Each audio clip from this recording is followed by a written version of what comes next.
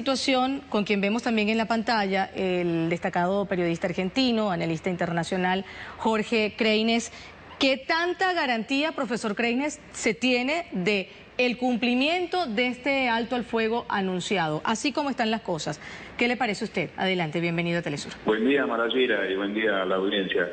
En realidad se está produciendo una situación típica de manual en este tipo de guerras, cuando se acelera una negociación, cuando cobra importancia un diálogo político entre las partes, las fuerzas militares actúan a toda velocidad y realizan ofensivas a los efectos de obtener mejor tajada en la negociación. Y esto es lo que ha estado ocurriendo en los últimos días, donde especialmente el ejército de Kiev ha realizado fuertes ataques contra las poblaciones del Donbass.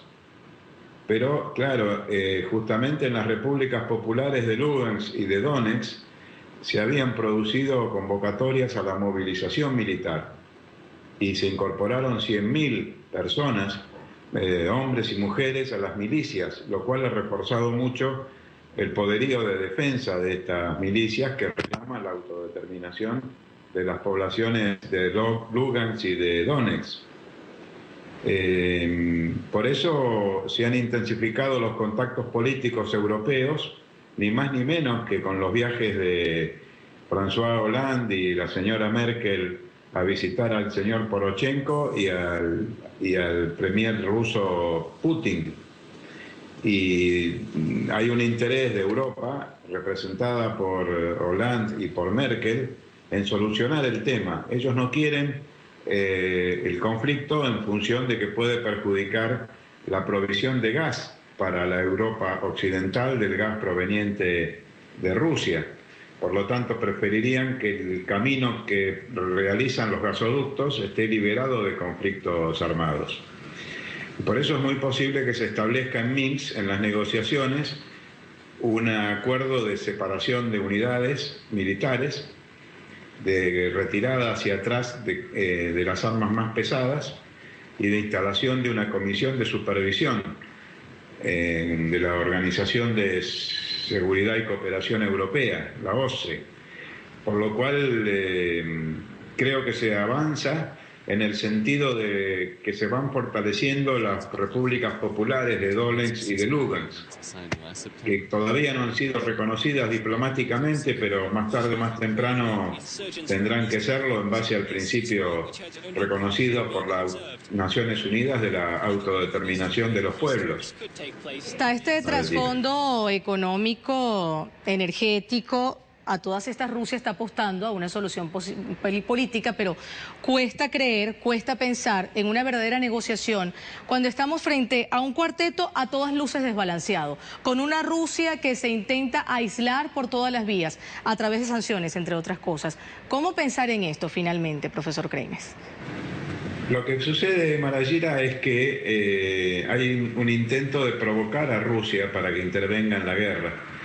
Además, toda la propaganda occidental dice que el ejército ucraniano se está enfrentando al ejército ruso, cuando en realidad son las milicias populares de estas repúblicas que se han constituido. Están provocando a Rusia y imaginemos un ingreso de Rusia en una conflagración europea sería un alto riesgo para la paz mundial. Rusia está siendo rodeada de una presencia militar de la OTAN, particularmente de los Estados Unidos. Estados Unidos quiere un conflicto militar en la zona y aparentemente Merkel y Hollande no comparten esa política, por lo cual si prevalecen los intereses europeos y Rusia juega un papel, sería esto muy importante. Yo creo que Rusia no reconoce a estas repúblicas como repúblicas independientes todavía, de una manera diplomática, porque está esperando una negociación del cese al fuego.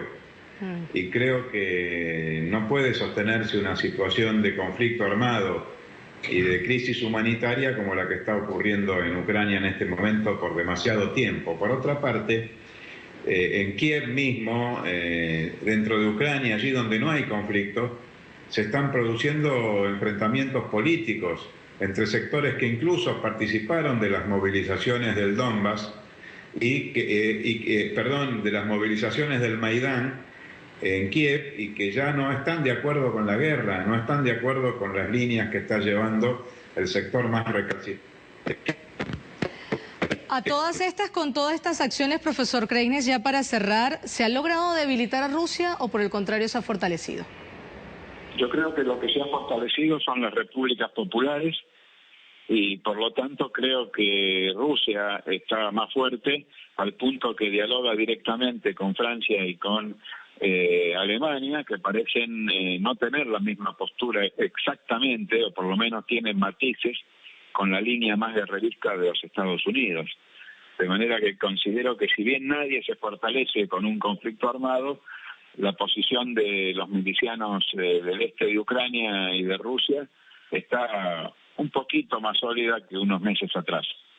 Profesor Kreines, siempre es un gusto conversar con usted. Muchísimas gracias por acompañarnos. Adiós, Maracira, buenos días. Igual para usted. Jorge Kreines, analista político internacional, periodista argentino. Situación en Ucrania. A propósito de esa